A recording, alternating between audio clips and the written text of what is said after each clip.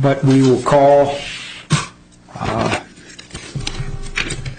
the case Henry grand jury investigation. Mr. Lowell. Good afternoon, Your Honors, and may it please the Court, with your permission, I'd like to reserve 4 minutes for rebuttal. That request will be granted. Thank you, sir. I am, as you indicated, Abby Lowell, along with Mr. Ryan and Mr. Tynan, represent the appellants in this case. Your Honors, we filed this appeal primarily that we had to preserve the issue because of the breadth, as we saw it, of the district court's opinion.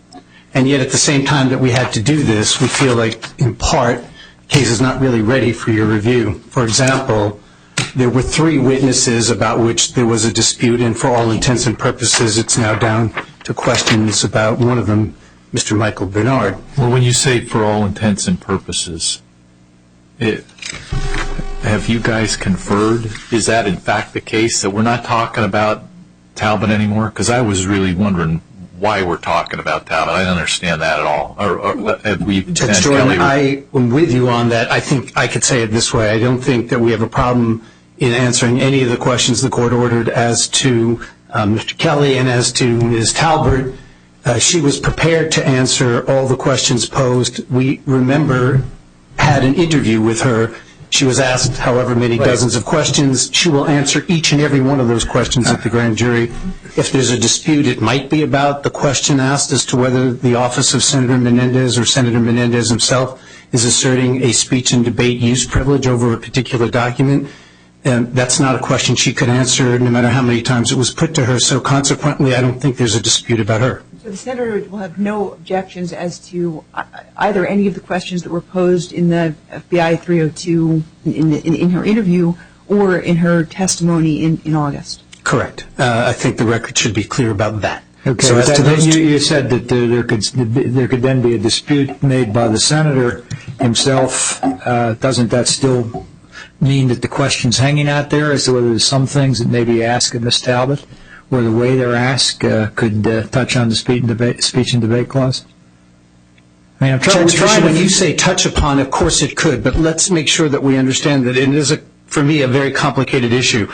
The speech and debate clause is talked about as a privilege. It's not really a privilege, it's an immunity. And so consequently, it has a testimonial aspect, but it also has a use aspect. So if the Justice Department desires... But we're here essentially at this phase in the That's right. Privilege. Exactly right. Aspect. And in that case, I can say to your honors that Ms. Talbot would answer all the questions that were reflected, Judge Krause, in the FBI 302. And maybe they would, add some connective tissue in between the questions. I can't imagine she would not. So It gets back to the fact that even as to Mr. Bernard, one of the things that we could have done was to further, and we were trying to narrow the areas of dispute. The problem with that is that the lower court issued its order giving us access to the grand jury transcripts in which we then could see the questions simultaneously with ordering all the questions to be answered. So we didn't have the opportunity to do that there either. Is it a fair reading of her issuing those things simultaneously that she's not suggesting answer, quote, all, unquote, the questions, but answer the things that are in these transcript portions that I'm letting you see? In other words, can her order be read as an effort to limit the questioning in some degree and not as broadly as you've couched it in your brief in front of us? I don't think so, Judge Jordan, and the reason I'm saying that is because she was given an appendix, or she's been given the transcript of questions and has ordered all the questions. Again, let's use Mr. Bernard as an example, which would include the questions as to the conversations Senator Menendez had in his role as advising and consenting on a nomination of Administrator Tavener in the substance of what has to be the most important, or one of the most important legislative functions.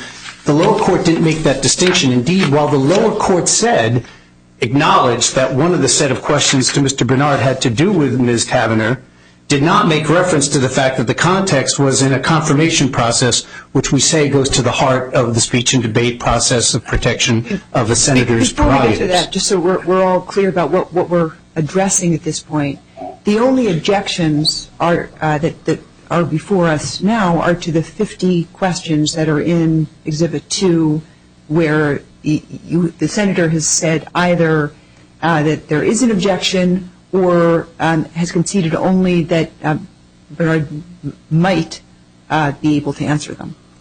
That's correct. The government has put forward an appendix to your record on appeal, which includes more than 15, Your Honors, I think. 50. 50. Right. And of those 50, there are many that we would concede could be answered had we had the opportunity to discuss that with the government prior to being here, but we couldn't do that. Since we are now focusing on those 50 questions, 50 questions, what do you want us to do? Well, you indicated perhaps this case is here a bit prematurely. I believe it is. At least the record is premature. I believe it is. What do you want us to do at this stage? I think that, as we suggested, in our briefs, what I think you should do, and I'd even argue after the case that in the Governor of the Virgin Islands case, or even Judge Fisher, the procedure you used last fall in an attorney-client crime fraud exception is to allow a district court to make a proper record. And for the district court to make a proper record, it could do it in one of two ways. It could do it question by question of these 50, which we think it should have done, and we think it's error for the court to say that it did not review the record and it would not look at all the questions and it was too onerous for the court to do that. But we think there's two ways you could go. You could do it question by question, or you could do what we were starting to do with the Justice Department and create a series of topics and timing that would work equally well. For example, questions can be answered that go to logistics. Some of the questions of the 50, Judge Krause, is how long did the meeting last? Who was at the meeting? Where did it take place? I don't know why that's all relevant, but those questions are logistical. They can be answered. Versus those are in the content. What did the senator ask a nominee for a position of importance in the administration beyond ability? So you could do question by question, or you could set out the framework. Another framework, Judge Fisher, would be temporal. For example, the meeting with Administrator Taverner was set up for the purposes of her confirmation. That was at a certain date and time. So the activity around that... At least that's what the scheduling log says. That's what the scheduling log says. Okay, but then the record could... Then how can you, sitting on appeal, know whether to either agree with that scheduling... Is there anything in the record that would contradict that? I don't think the record would contradict... Is there anything in the record that would contradict that? Would contradict it? No, I think that even the government would concede that there came a point that Senator Menendez met with Administrator Taverner over the fact of her being nominated and him having to consider. Well, they would concede that, I'm sure. They're not saying I don't... I mean, they do say, we're not sure this is all part of a nomination process. They put that in question, but... there's something besides meeting with her to vet her as a candidate, or at least arguably there is, when you have communications beforehand with Mr. Reed, the lawyer for the doctor, when you have communications after the fact that reflect upon our case, quote unquote, that seem to imply this isn't about vetting the candidate on some broad policy issue. This is about lobbying or influencing an acting administrator, not in a role as a nominee, but as the acting administrator of the agency. I mean, those are things in the record from which a judge, a reasonable district judge like Judge Thompson, could conclude, wait, there is something here that is beyond legislative act, and they're entitled to inquire into it. So that's, I guess, a very long prelude to one say, I'm not sure you're right when you say there's nothing, but more to the point in the way of a question, is there at least a decent argument that she did make a fact finding? She had a record, and in saying answer it, she was implicitly saying, I'm relying on these other things in the record to say, I think this is beyond the legislative act. Let me answer both parts of your question. As to the second part first, I don't know that this court can imply, or I guess you'd have to infer, that there was some fact-finding record review that was done to lead to a conclusion that all 50 questions, without regard to whether they were in the context of the purest speech and debate activity, was reviewed by the district court. But what we do know is what the district court said. And what the district court said on the record is, I am not reviewing each question, I'm not expected to look at each question, and I am not going to look at all the material submitted. Now, that's what she said. Yeah, well, she said that in the context of trying to get you guys to narrow it. I mean, that's the one thing appears to be clear is that Judge Thompson was struggling mightily to get the two sides to get together and talk about what they wanted and meet and confer and come up with some defined set of problems for her to address. And that, in effect, she was saying, I don't want to hear the dump truck back up and you put 1,000 pages on my desk and then tell me, hey, this is like ragu, Your Honor. Our speech and debate defense is in there somewhere. But in fairness, that's not what we did and tried to do. And again, to answer the second part of your question, there is that moment where you can characterize an inquiry made by a staff person for a senator to an individual or his or her lawyer about how something's going in a case that can be interpreted as being case-specific, or it is about a policy of which that case is represented. One of them, depending on how you carve the salami, if you want to use that expression, might be in the casework side of the McDade continuum. The other would not be. Look at McDade as an example, though I want to say as to Tavener, that goes to what we believe in the Virgin Islands case, is that type of legislative activity that's so to the core of legislative activity that you don't have to parse it out. But even if you did... Assuming that the discussions were all about the nomination. But that's an assumption, right? Yeah, I mean, she was the acting administrator. She had two hats. She was a nominee, but she was acting in the position to which she was nominated. The meeting about which Mr. Bernard was asked questions, Judge, is a meeting that is framed as, and the testimony is, for determining the senator's view of her confirmation process as that. Now, was there a call before that happened? I would tell you that if there was a call a month, 2 weeks, 3 weeks, 4 weeks prior to a meeting about confirmation in which she's wearing her hat as not as the acting, then you could make the argument that it was for the casework, let's say. But once it became clear that he was using his position to decide whether to advise and consent, it became the kind of legislative activity that goes to the core. Even though he was briefed the day before by the doctor's lobbyists. See, it doesn't matter. See, that's where it doesn't matter. A senator or a congressperson, but here a senator and advise and consent can gather information protected by the speech and debate clause from any number of sources. It can be from a private person. It could be from a staff member. It could be from a newspaper. I understand that. And if you inquire of the senator, did you rely on that? Did you use it? Was it important to you? You're violating the speech and debate clause. But the Supreme Court's jurisprudence clearly says we have to evaluate all these speech and debate clause claims of privilege on a case-by-case basis. That's true. And I think the cases that talk about the broad phrase... Not a question-by-question basis, but a case-by-case basis. But you also have the case law in this circuit especially, which talks about evaluating questions of privilege on a question-by-question basis. Look what happened in the... Mr. Lowe, that's not necessarily so. If the nature of the conversation is not protected, then any range of questions would be appropriate. The question is whether the communication itself is covered. And here, I mean, Lee teaches us that we don't take at face value the representation that this was a meeting to discuss, to vet for confirmation purposes just because that's on the calendar. It says that you do further inquiry beyond that. And isn't that exactly what we have here? Because we've got a finding by the district court that those meetings and communications with Tavener were for the senator to assist him in resolving Dr. Milligan's Medicare billing dispute. I don't think that the district court... I'm sorry, I didn't want to change... I know I'm out of time and I want to answer your question, so I didn't hear the end. I think it's a we have a number mischaracterization. of more questions, so... Yeah, I think the clock's going to be okay. Mr. Lowe, what we're going to do is, Marina, we're going to give Mr. Lowe an additional 10 minutes.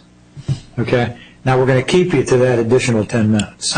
Judge, I'm happy to be kept to those 10 minutes as I see them being put on the clock. Yeah, okay. I heard the first part of your question, Judge Krause. We have a finding. We have a finding on the one hand, and then we have a record that the district court, we presume the district court was aware of the record that was before that court, and that includes not only the prep with the doctor's attorney 2 days earlier, but O'Brien's June 29th email that suggests that Ryder had actually prepared the points, the talking points for even that first meeting. And then we've got the summary that Bernard prepared that talks about how the changes to current policy wouldn't have, quote, any bearing on the issues at hand since we're looking at payments in 2007 and 2008. And we have notes of what was discussed in the meeting with Tavener. So looking at those and seeing as they relate to what Bernard's memo itself describes as the issues at hand, that is the payments in 2007, 2008, how could it be clear error for the district court to find that this communication was an unprotected one, that it was in the nature of casework? Well, you used the expression clear error, and I don't know that that's the standard of review to begin with. I think you're looking at these as if de novo. But putting that aside, I want to suggest to you that your question presumes that even if in the box that we would call a meeting over the confirmation process, all Senator Menendez had in his hands was material provided by a private person or his or her attorney, asking the senator what you did and discussed and thought about and considered and asked the nominee about is at the heart of the advise and consent part of a senator's responsibilities and is core to the speech and debate clause. In the box of that meeting, what we know about that meeting is, from at least, and that's one of the problems, the district court did not spend any time. Indeed, the district court's opinion doesn't even state that the Tavener meeting was about a nomination that was pending in his review of it. It doesn't even make mention of the very thing you're mentioning, which is the memorandum or notes that indicates the calendar entry that says for confirmation. So how if do she you had know done that? How What do if you she know? had done that? I mean, Sorry? you seem to be taking dual positions here, and I hope I'm mistaken and that you can help me straighten this out. On the one hand, you seem to be saying in answer to Judge Krause's question, there's a box, and the box is vetting a nominee, and as long as we're inside that box, you can't do anything. Then on the other hand, you seem to be saying the district judge didn't do enough in the way of fact-finding and making a record.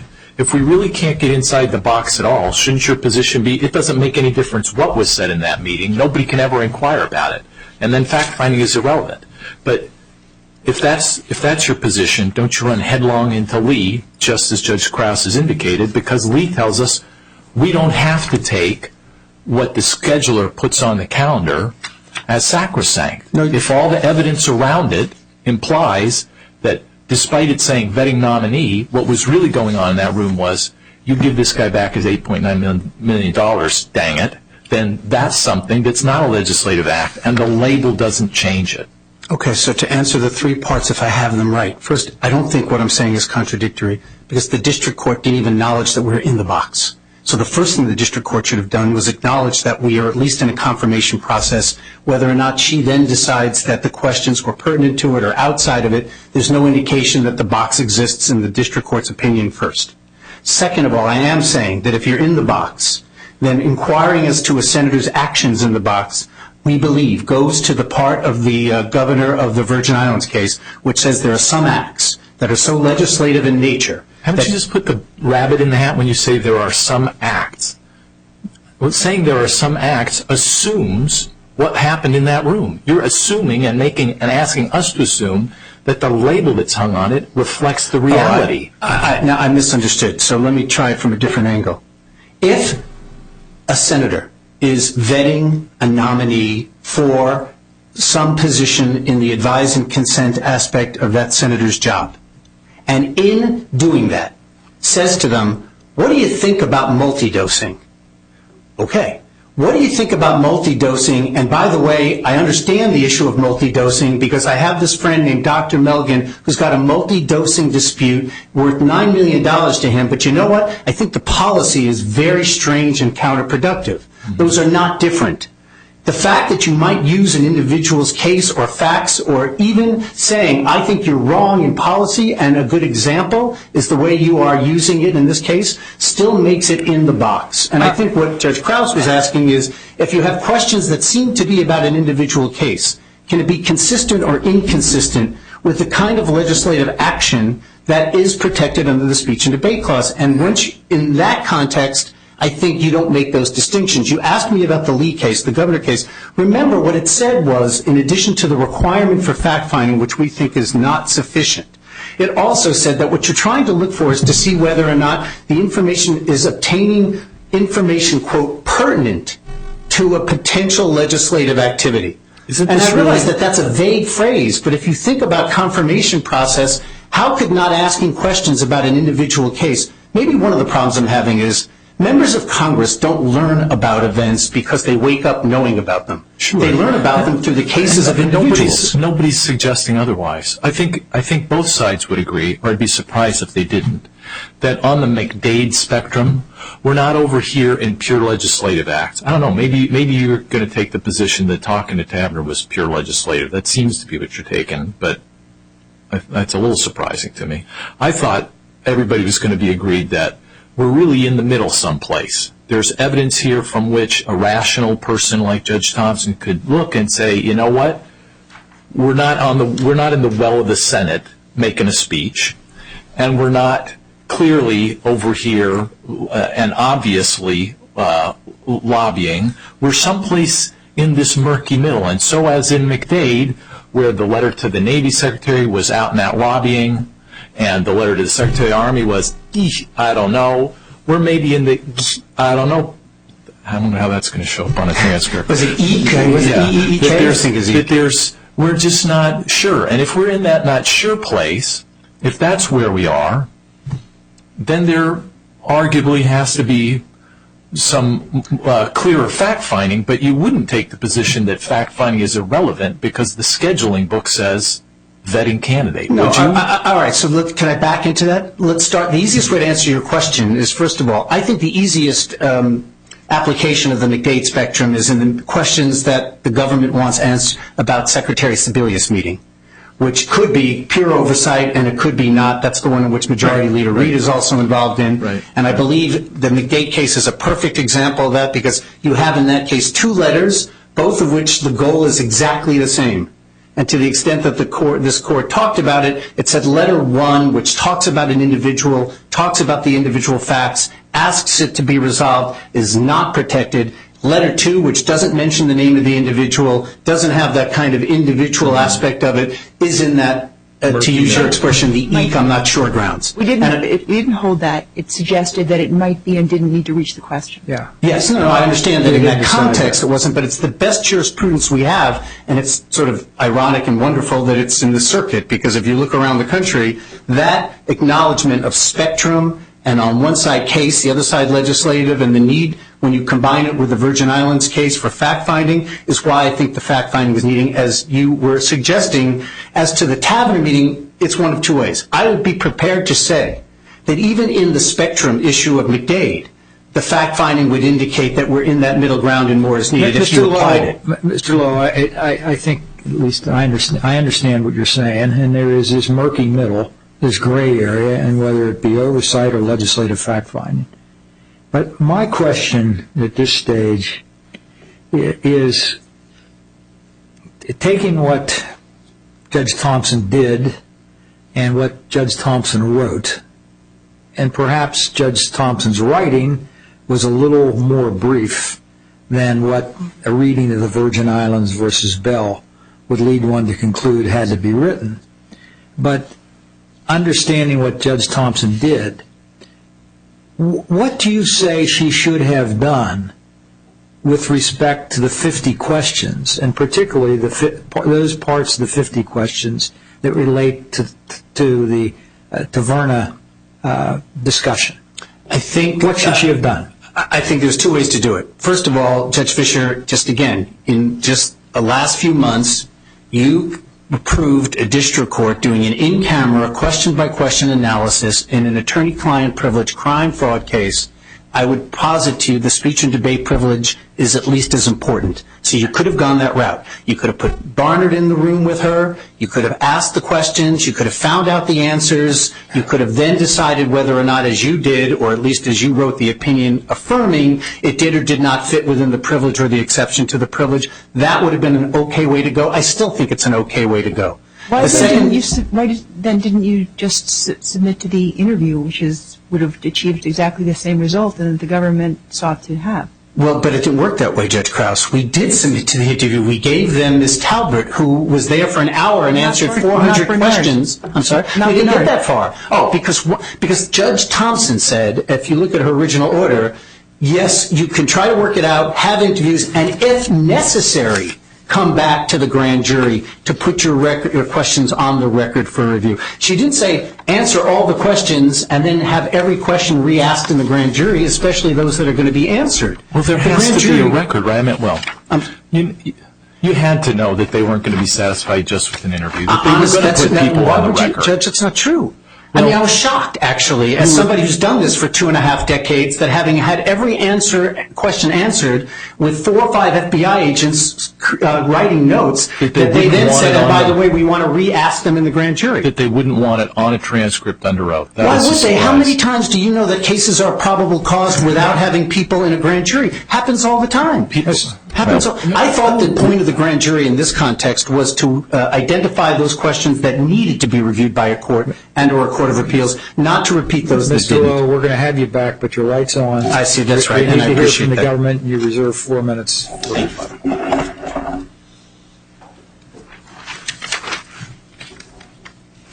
Mr. Koski?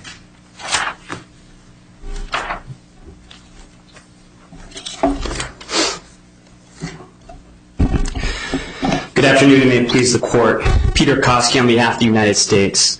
The record supports the district court's finding that the 50 questions presented to Mr. Bernard in the grand jury touch upon topics that are unprotected by the speech or debate clause. Let me ask you a question. Those 50 questions, I can't hold them up, but they're on my iPad here. They're right here in front of me. Those 50 questions, was Judge Thompson ever given those 50 questions? Yes, Your Honor. Judge Thompson was given those 50 questions at least 1 week before she issued her November 25th order granting the government's motion to compel Mr. Bernard. Who gave her those 50 questions? The government did, Your Honor. My colleague, Ms. Abushami, and I. On that document that Judge Thompson had, did it indicate on that document which question there were objections to? What we provided Judge Thompson was the entire transcript of Mr. Bernard's testimony, and this is specifically what she asked for, so that she could do precisely what the appellant is asking for now, which is a question-by-question analysis. She never had the transcript, did she, of Mr. Bernard's testimony? She did. She received the transcript on November 19th, and she issued her order granting the government's motion to compel on November 25th. But she never says in her, part of maybe our difficulty in looking at this is I don't see anywhere in her opinion that she said she had 50 questions or that she looked at the transcript. She does, Your Honor, on Judge Fisher, on page 2 to 3. She makes reference. She makes reference to specifically. So you're saying that the reference that she makes is to those same questions?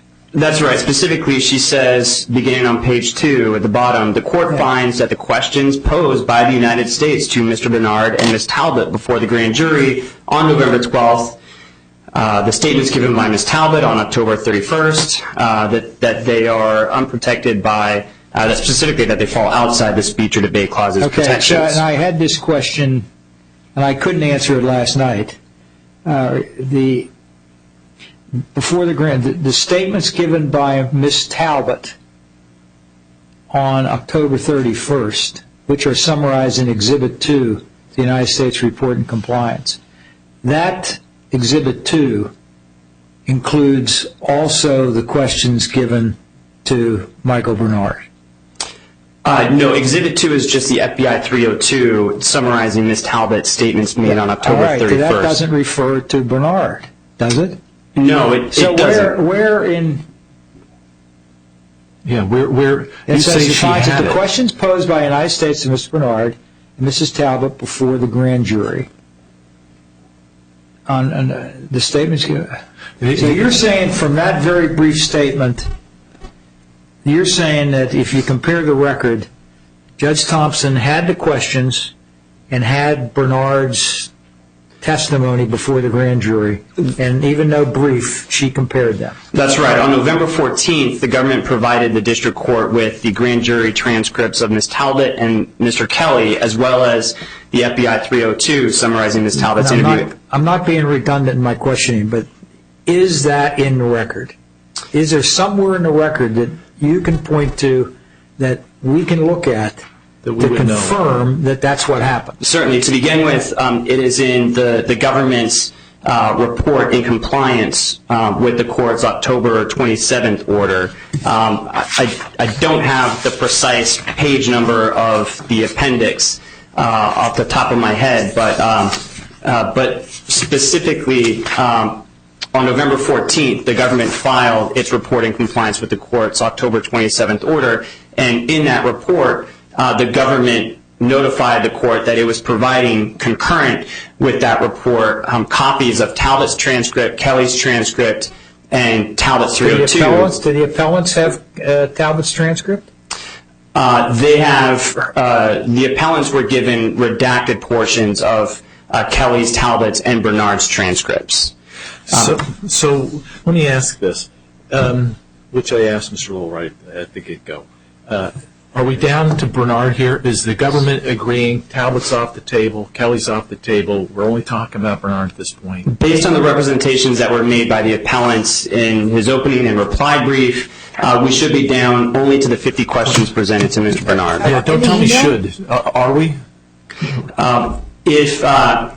The reason I equivocate is because the appellant is stating that there may still be a use privilege regarding the documents at issue, and there should be no dispute that for purposes of the speech or debate clause, the grand jury is any other place. So when the government publishes those emails to the grand jury, the government is using those emails in any other place. And so if Senator Menendez is going to assert this use privilege over these documents, he needs to be clear about that. Ms. Talbot may not be able to do that, but Senator Menendez certainly can. So the email chain, we're talking about a single email chain, plus Bernard's testimony, that the 50 questions is what's before us today.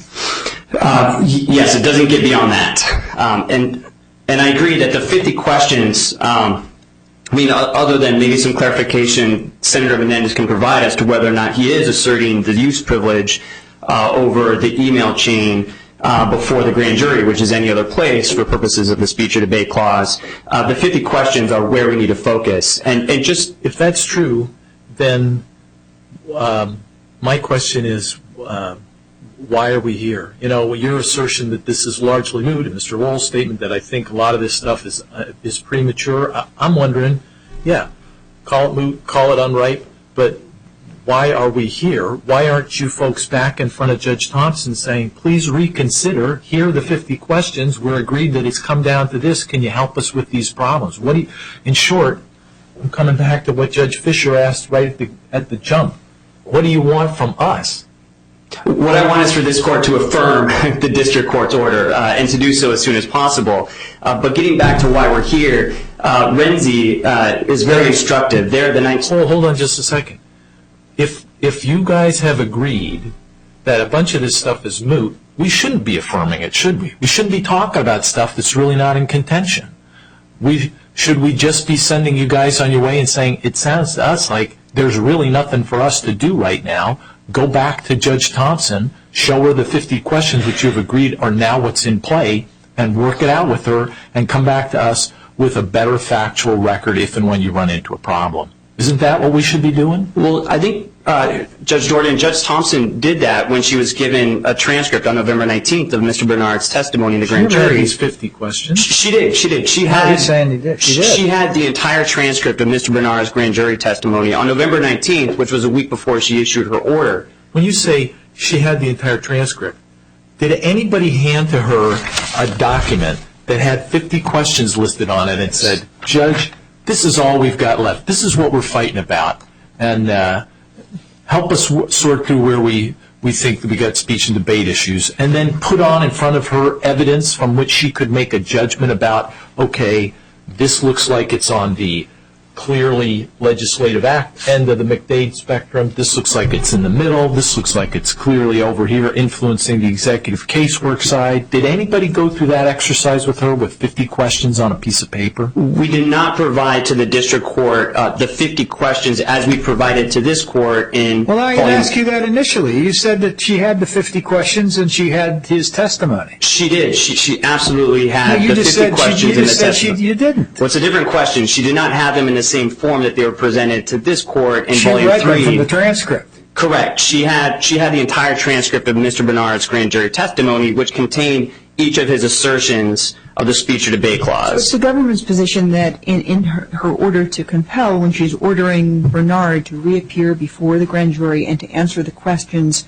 posed on November 12th and provide the testimony previously withheld, that order is as to the 50 questions that he refused, that were previously withheld. Correct. The answers were not provided. Correct. And Judge Jordan, with respect to your question about, did we provide the district court with the material or exhibits that the district court could look at to determine whether or not something fell in the manifestly non-legislative act or whether it was in this middle ground between the two poles of manifestly legislative and manifestly non-legislative.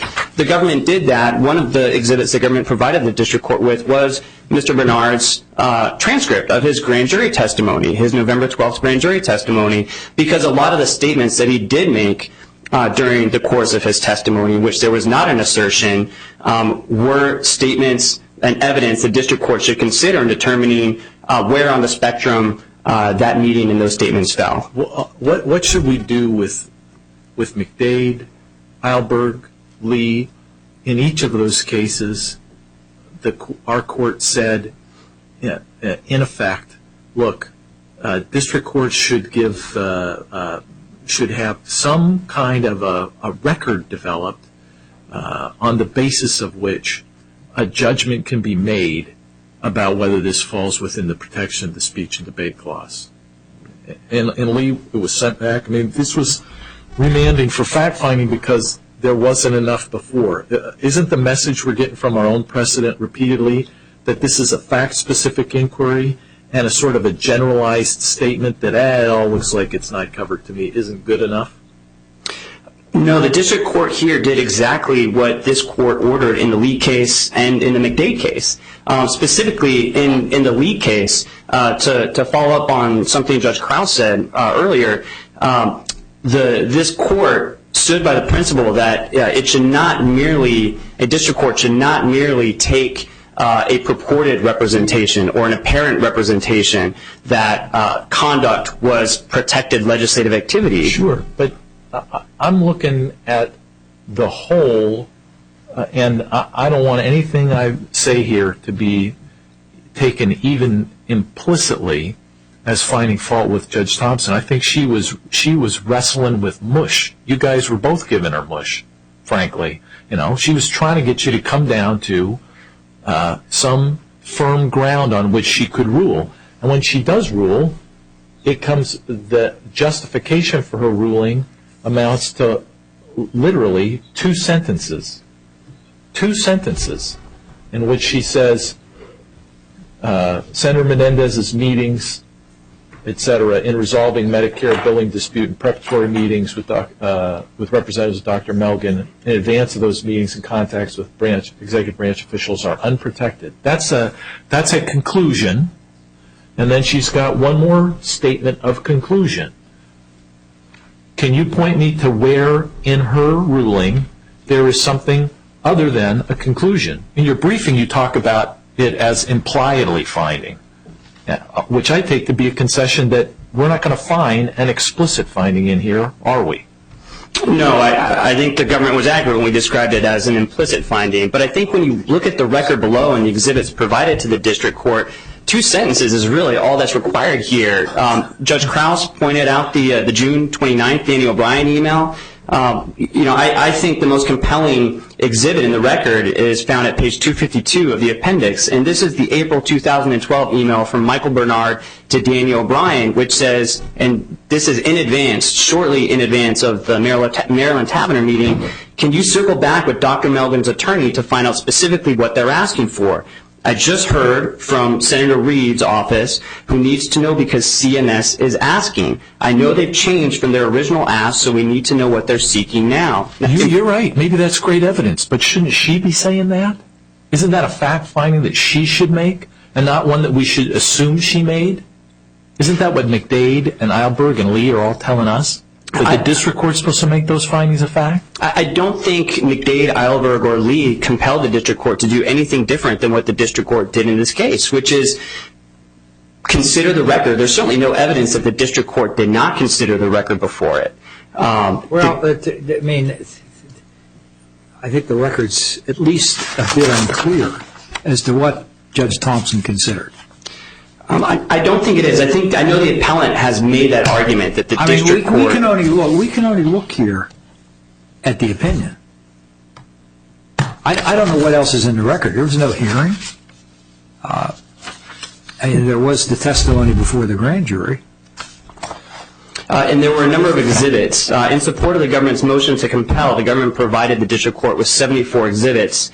I believe in response, the appellant provided the district court with 27 exhibits. And then the government provided the district court with a number of additional exhibits that accompanied its report in compliance, including the grand jury testimony of Michael Bernard from his November 12th appearance before the grand jury. I'd like to ask you to focus on a slightly different issue, which is... Please put an additional 10 minutes on the government's clock. Thank you. Which is, what evidence is appropriate for either the district court, or if this comes back to us, for our court to consider when we're evaluating a communication that falls somewhere in that middle ground?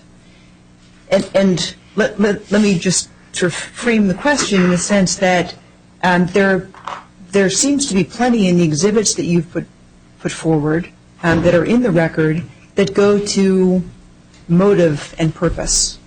But we also have cases like Johnson that say we should steer clear of motive and purpose, but that we can look at the content of the communication to determine whether it is in the realm of a protected legislative act or not. Here, without an ex parte hearing regarding what it is Bernard would say, what was actually said in the course of those communications with both Taverner and Sebelius, how can the district court, or could we, make a determination about whether this is in the legislative act realm or not? We don't even know, for example, the answer to the question whether the doctor's appeal was raised in the Taverner conversation. And isn't the most critical distinguishing fact as to which end of the spectrum this is going to come to, whether the request was to assist in his appeal, or the request was, I'd like you to consider a regulatory change, or I'd like to know these facts about your policy as I'm contemplating legislative change. But when we don't know what that ask is, because that part of the record hasn't been developed, how can we make the determination? So I guess there are a few questions in there, but an important one is, does motive even come into play? And those exhibits that you've put into the record that might, they may inform the question why the senator set up the meeting. But if the content of the meeting is legislative, how is that any different than an individual constituent going to a representative who then makes a speech on the floor motivated purely by that individual case? The difference is that a speech on the floor of the Senate is a manifestly legislative act, whereas a meeting with an executive branch official is not. So that line of cases like Johnson, Judge Krause, that you're describing, which say that motive or purpose is something that we cannot look at, that is solely for the purposes of motive for a manifestly legislative act. So in the case of Johnson, if Senator Johnson made a speech from the floor of the Senate in exchange for a bribe, well, that speech from the floor of the Senate is a manifestly legislative act, and a corrupt purpose for performing that manifestly legislative act is not something that can turn that speech into an unlegislative act. It retains its immutable quality. But with respect to conduct that falls in that middle ground between manifestly legislative and non-manifestly legislative conduct, there needs to be some inquiry into the purpose of the meeting, into for example, in the meeting with Tavener, into the consideration of the fact that the day before Senator Menendez's meeting with Marilyn Tavener, he met with Dr. Melgen's lobbyist and lawyer, Alan Ryder. The fact that just weeks before that meeting, there was an email from Michael Bernard to Daniel Bryan asking Daniel Bryan if he can reach out to Alan Ryder to find out what Dr. Melgen's specific ask is. If you assume, let's assume for purposes of argument that the subjective purpose, the motivation, is to assist an individual donor constituent. But if the meeting that then follows is one where a member of a committee that has oversight of this agency discusses only the policy or discusses the potential for regulatory change, why would we look beyond the content of the conversation and go back to say, well, I'd like to know, that's all well and good, but if the subjective motivation was, an illicit one, was individually motivated, then that's going to take it out from being a legislative act. And that goes to really the heart of the protection that the clause was supposed to provide. Right? Shouldn't we try not to go there, but to just focus on content? I think it's most helpful to compare the record and the exhibits that we've been describing with the narrow nature of the questions and limited scope of the 50 questions that were presented to Mr. Bernard. So the government didn't ask Mr. Bernard in the grand jury, tell us everything that was discussed during the meeting, or tell us everything Senator Menendez said during the meeting. The questions were very limited in scope and nature and focused on Dr. Melgen's Medicare billing dispute. But that's where Alberg comes into play, because that case says that even with something as innocuous as toll record information, that it's still protected if it reflects a legislative act. So don't we need to make the threshold determination whether this was a legislative act? And while there's evidence of motive, we don't have evidence of the basic content of at least the Tavener conversations, right? We also have motive and purpose with respect to the Sebelius meeting. For example, in pages 407 to 408 of the appendix, we have the email between Daniel Bryan and Senator Menendez on their personal email accounts, where Daniel Bryan is asking Senator Menendez if he had informed Dr. Melgen yet of their plan to schedule a meeting with Kathleen Sebelius. Senator Menendez responds that he has not yet done so because he doesn't want to raise Dr. Melgen's expectations in case the meeting falls through, and so he wants to wait until the meeting is confirmed before he notifies Dr. Melgen. That goes to subjective motive, but if we look at content on Sebelius, don't you have the appendix at 1047 to 8 seems to reflect, and correct me if you have a different understanding of it, Secretary Sebelius in those notes saying no authority appeals board has the case, by law and regulation can't intervene. Absolutely, and that supports my argument that the purpose of the meeting with Kathleen Sebelius was Dr. Melgen's Medicare billing dispute, and what she's describing there is Dr. Melgen's appellate process going through the administrative law judge and the Medicare Appeals Council, not talking about anything that would be protected legislative activity. I mean, that exhibit that you just directed us to helps to establish that Senator Menendez's meeting with Kathleen Sebelius was not protected legislative activity. It was instead a political errand. But how about Tavener? What do we have that shows us that anything in the content of Tavener's conversation even raised the issue of the doctor's appeal? We have the fact in the record that Senator Menendez and his office met with Dr. Melgen's lawyer and lobbyist immediately. That's missing the point. What about the content of the conversation? I mean, I guess I understand maybe you're saying we should infer because they met that the conversation was bad, but do you have any, at this juncture you've got no direct evidence, nothing like what you just described in your back and forth with Judge Krause about the meeting with HHS Secretary Sebelius. Is that right? Correct. We have no transcript of either meeting with Sebelius or Tavener, but it certainly can't be the rule that if we don't know what was said during the meeting, we can't probe into what was discussed during the meeting. Let's suppose, here's my problem with the position you seem to be articulating and the way you'd like us to interpret the decision of the district court. I hear you saying, well, there was an improper motive here.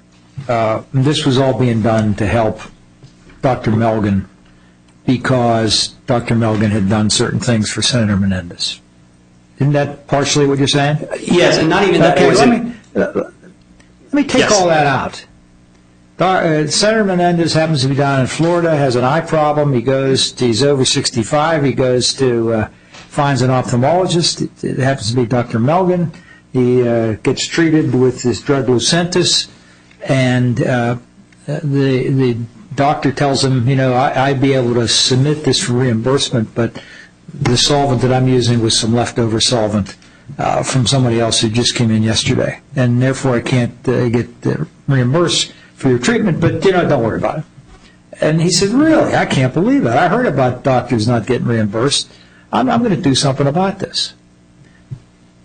No other contact, no trips, no plane rides, no contributions, nothing. He gets engaged, goes essentially through the same steps that have taken place here. I think you'd have to agree with me. You can't prove any improper motive from the facts I just described. Would all of these questions be unprotected by the speech and debate clause? I see that my time is running out, but Don't if I worry could about just the answer that question. time. We're in charge of the time. Thank you. Thank Don't you, worry Judge about Fischer. the answer. So let me just clarify that whether or not Senator Menendez's meetings with Tavenner and Sebelius are protected by the speech or debate clause does not turn on whether he had a proper or improper motive or a corrupt or benign motive. No, but I ask you, weren't you ascribing the motive to the breadth of what Judge Thompson found as to the extent to which Senator Menendez was trying to influence the executive branch? Sort of. The government's position is that whether Senator Menendez was corruptly influenced or not corruptly influenced, his meetings with Tavenner and Sebelius are still unprotected acts. And that's because he is seeking to influence executive agencies with regard to Dr. Melgen's $8.9 million Medicare dispute. He concluded from that simple visit to an eye doctor that was wrong. Taverner's a nominee to be a permanent head of CMS. Sebelius is the secretary, and he's a United States Senator, sits on the Senate Finance Committee that has HHS under its jurisdiction. What's wrong with that? So if Senator Why Menendez... isn't that the kind of legislative oversight that cases have talked about? Sure. Well, legislative oversight has been defined very narrowly. If the legislative oversight included, for example, Senator Menendez holding a hearing on the Finance Committee regarding this particular issue, called Marilyn Tavenner to testify and asked her questions about this, that would be protected legislative activity. That is protected legislative oversight. But if Senator Menendez is instead going to Marilyn Tavenner and then escalating this issue up to Kathleen Sebelius, specifically requesting that they allow Dr. Melgen to keep his $8.9 million, well, that moves away from protected legislative oversight. So what's left of the testimonial privilege? Because what it sounds like you're saying is, if they're pressing for one specific thing, lobbying for it, then it's not covered. And if they're more broadly based policy issues, then it is covered, and that seems to be supported by McDade. But what is the good of the testimonial privilege if in order for the government, the executive branch, to decide that question, whether it's satisfied with it or not, it gets to cross-examine the senators and the representatives and their staff about what exactly was going on in any given meeting? Well, the government is not conceding that if Senator Menendez omits Dr. Melgen's name from these meetings and instead advocates on behalf of a particular policy that is going to benefit Dr. Melgen, that somehow transitions the conduct or the statements from unprotected activity into protected legislative activity. Hold on, let me make sure I got you.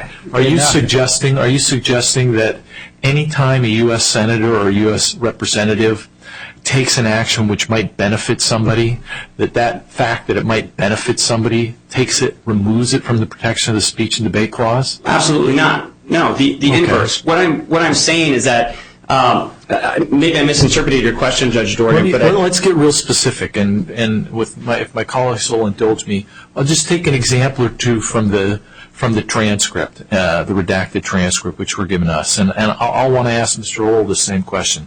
Here's Here's a question. Did Senator Menendez, this is on page A1228 of the appendix, did Senator Menendez ask Marilyn Tavenner to get back to him regarding this Medicare billing dispute?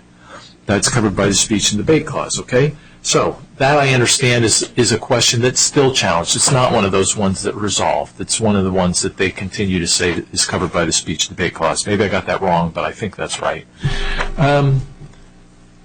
If that's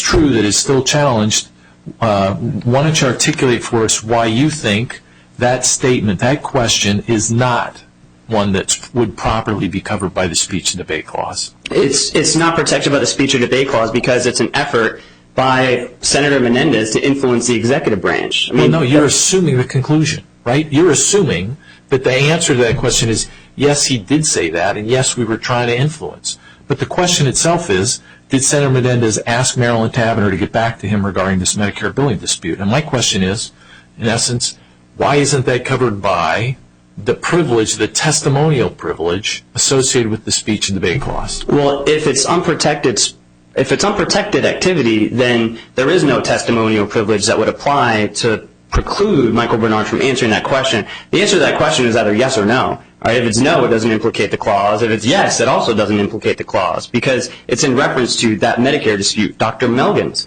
Medicare dispute, which is in the context of Senator Menendez trying to influence the executive branch, Marilyn Tavenner, regarding Dr. Melgen's $8.9 million dispute. So it's the specificity of the question about getting back about the Medicare billing dispute that you think that kind of specificity is what helps make that question one that's proper. Is that right? Yes. If the government had asked, tell us everything Senator Menendez said during that meeting, well, then I could see there may be some merit to the objection because who knows if it's touching upon protected or unprotected activity. But that was my interpretation of Judge Thompson's statements during the October 23rd hearing was that was the precise narrowness that she was looking for. And that's why we put Michael Bernard back in the grand jury on November 12th to ask him those specific questions and then bring the issue back to Judge Thompson so that she could review the transcript, which she had for a week before she issued her Mr. order. Koski, I'm going to try to bring this to an end, but I'm going to give you an opportunity to help us out here. What if we don't agree with you on this, on all of these points that you've made? You know, what do we do? What do we do with this? It depends on what you disagree with. Well, let's suppose we don't agree with you that Judge Thompson thoroughly enough explained her evaluation of the questions to which the privilege was claimed. What do we do with this? If you disagree with me that the order that she issued was that it didn't sufficiently make factual findings, then I think even in that case, Mr. Lowe referred to the other In re grand jury case, which opinion I wrote about a year ago, that evaluated the district court's review of in-camera testimony. We reviewed the in-camera testimony of somebody who was claiming the attorney-client privilege. Sure. So the reason I think is that an acceptable alternative to get this matter back on track and to get the process moving forward again, which you're entitled to have move forward in some fashion? Well, I don't think it's necessary when you look at the record. It's not necessary if we agree with you, but if we don't agree with you, I'm trying to ask you, how would you like to see this shaped? Sure. If there's nothing I can say in the next 10 seconds to dissuade you, then I suppose a remand to the district court asking for more specific factual findings regarding its reliance and the weight given to the exhibits that were provided to the district court in the record in the context of the speech or debate jurisprudence holding that efforts by members of Congress to influence the executive branch are and the individual unprotected. questions, right? Because the exchange you and I just had a minute ago seemed to turn on the specificity of the question pointing to the Medicare billing dispute. That is, the question tying the conversation to the Medicare billing dispute. That, maybe I misunderstood you, but you seem to think that was a relevant point and why it took it out of the speech and debate clause, right? Well, I think it's relevant with respect to all 50 questions, not just the one that you provided. I mean, I think all 50 questions are sufficiently narrow so that whatever the response is, whether it's affirmative or negative, it will not risk invading the speech or debate clause. Yeah. Okay. Okay, thank you, Mr. Kosky. Thank you. Mr. Royal? Thank you, Your Honors. Let me start by answering Judge Jordan's question that he said you would be asking me as well as Mr. Kosky in terms of that particular question. Did Senator Menendez ask Marilyn Tavenner to get back to him regarding the mitigate billing dispute? The problem, Judge, is that you need to know whether the answer to that question by the means that Judge Fisher has indicated is the way it's phrased. Was it saying the policy discussion of multi-dosing, was the question asked in such a narrow fashion that during the Tavenner meeting it was, did he ask you to get back and explain again why you're not giving Dr. Milligan his $9 million? And that's the problem. You end up trying to figure out ahead of time what the content is without knowing the content. And you've put your finger right on the problem. I want to answer the six things. It is a problem, but why don't you help us figure a way out of the problem, because it doesn't seem to me enough of an answer to say, and therefore you can never ask senators and representatives what goes on behind closed doors, because then it's too hard on the privilege. I think you could. Again, to use Judge Fisher's case, you could do it that way. You could get the court to ask the question, know the answer, just as I forgot the lower court judge in the Henry grand jury case, but had to hear the answers to decide whether the attorney-client privilege applied and a crime-fraud exception applied, knew the answers, and then made the decision. So your assertion is it's got to be ex parte. They've got to bring Bard in. I don't think it has to be, Judge Jordan. I think I've given some tools that I think Judge Thompson could use, and those, for example, are looking at the context of the timing and make a decision about it as to whether it's in my box or not in my box, but at least to make a decision as to whether it was surrounding the confirmation or not. Then she could make a decision as to whether if it's in the box it's covered or not. You could use timing. You could use whether it was information gathering versus asking Ryder afterwards, this is what was said at the meeting. There are a number of tools. So you're agreeing that if she looked at the record specific to, for example, a question like the one that we've been kicking around, if she looked at the record and she said, there was the meeting with, I called him Reed before, I apologize. Ryder is the man's name. I think Ryder. Ryder is, there was a meeting with Mr. Ryder the day before, a phone call. There was immediate contact with him telephonically or by email afterwards. And those appeared to be contacts teeing up questions and reporting back on questions. And based on that, it's clear to me that there was lobbying going on there. So that's an okay question.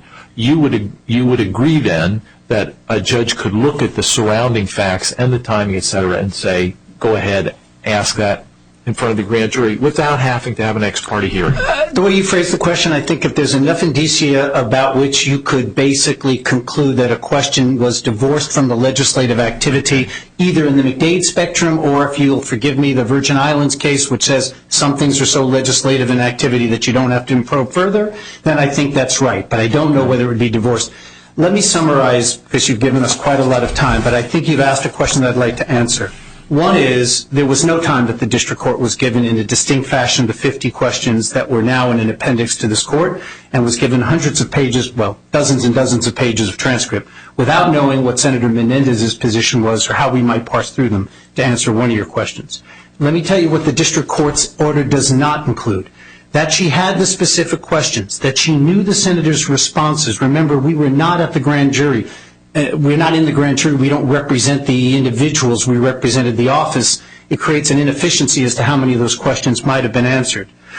She did not indicate which of these questions were asked before the confirmation process, during the meeting, or after. She did not indicate which of these included the policy issues in the Sebelius meeting or not. Remember, Judge Crouch, you asked a question about the Sebelius meeting.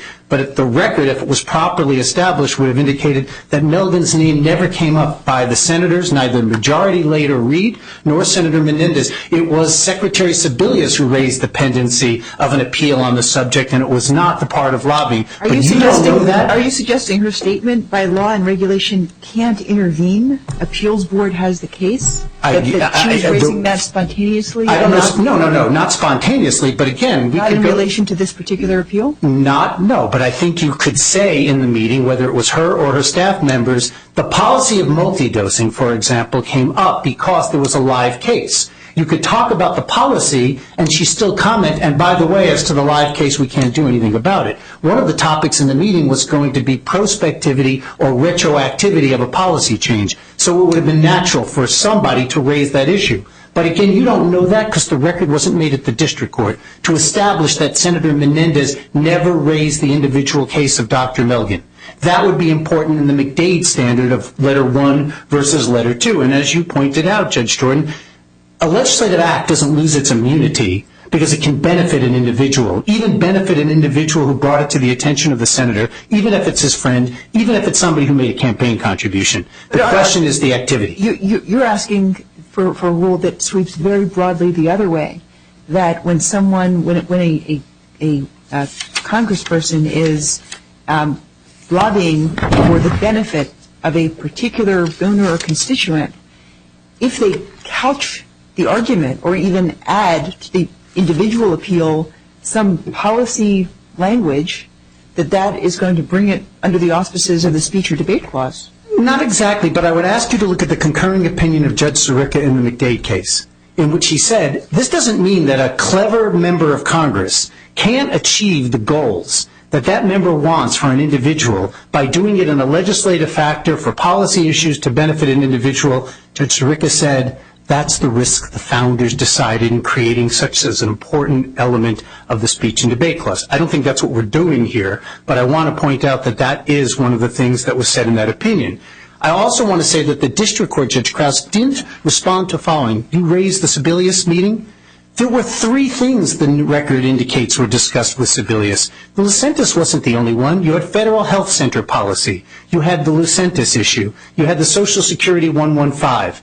That was the nature of the policy discussions with the Secretary of HHS. The district court makes no mention of it and assumes the whole point, or the government would want you to assume, the whole point was lobbying for a specific dispute of a specific person named Dr. Melgen. That's not what a proper record would show. How we recognized in Lee in the Supreme Court in Helsinki that you can have a sort of mixed motive, if you will. You can have a communication where some parts are protected, others are not, and the right thing to do is not give blanket protection to the entire communication, but to excise those immunized portions. You could do that if that's what you would find on a proper record was a way to parse what happened in the room, but we're not at that point because your question to Mr. Koski also pointed out you've got to be careful in the speech and debate clause versus any other place when you start questioning the motivation of a member to say, act, legislate, inquire, oversight, and it gets dangerous when you start parsing it that way. But what we can say is